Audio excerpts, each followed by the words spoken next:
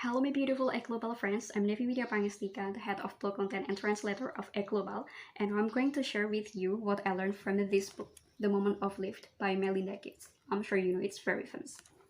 So basically in this book, Melinda talks about the problem that girls and women face and pretty much the solution of it. So first she talks about family planning and why is it important, why the access of contraceptive is very important, because if women get the access of the contraceptive, then she can regulate her body, she can choose how many children that she wants basically. But sadly enough, not all women in the world has the access of it. She talks about women in Malawi when she went there. So in Malawi, women had to walk 10 miles to the clinic to get the contraceptive shot, but in the end actually the stock of the contraceptive was not available, so the health worker basically suggested them to use another contraceptive method such as condom.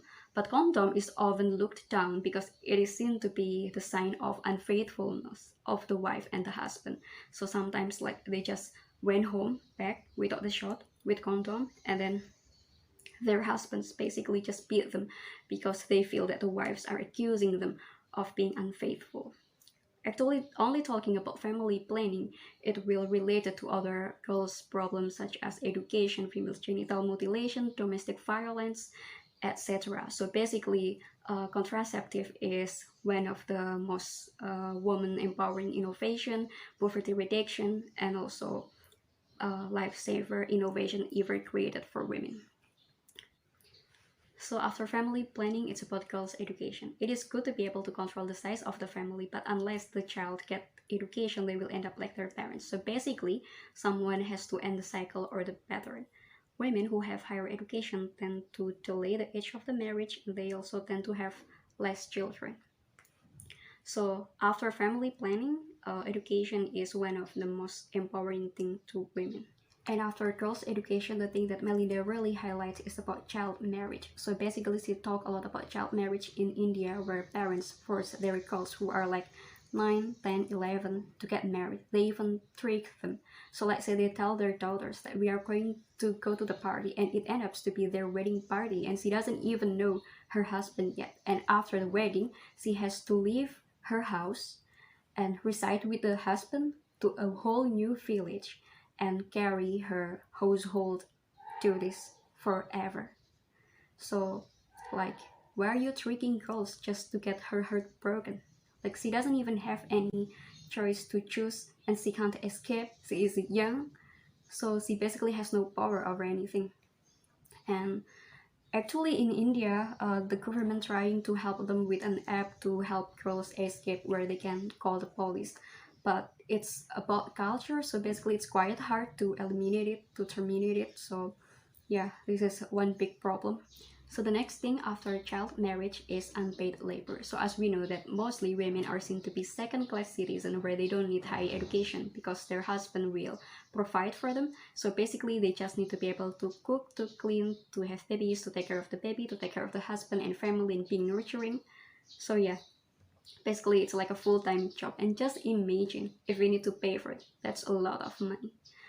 I mean, it's okay for women if they want to be a housewife, but it has to be something that they choose, not because they have to, but they want to. Women should be able to have choice of their life.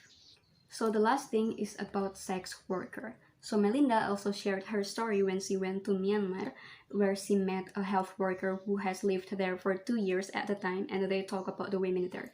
So just imagine if you are a single mom and you need to feed your children, what would you do? So Melinda was thinking that she was going to get a job to feed the children, but then imagine, you can't read, you don't have any education, and there are no job available.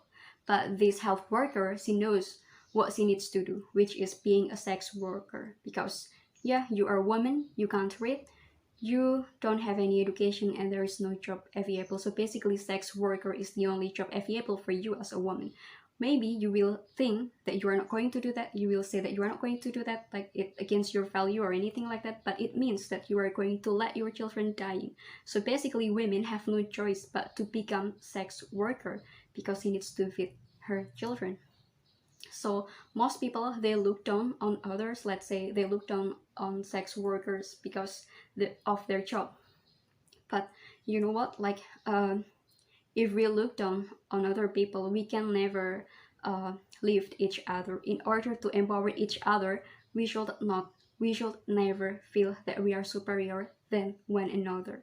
Sorry, the last thing is, I hope you can read this book. This is truly heartbreaking to read, but this is also necessary, such an eye-opener, and it will makes you really reflect on your life, and maybe you will feel grateful more of the education that you get, of the access of many things that you get, that you have choice of anything in your life. So yeah, please read this book.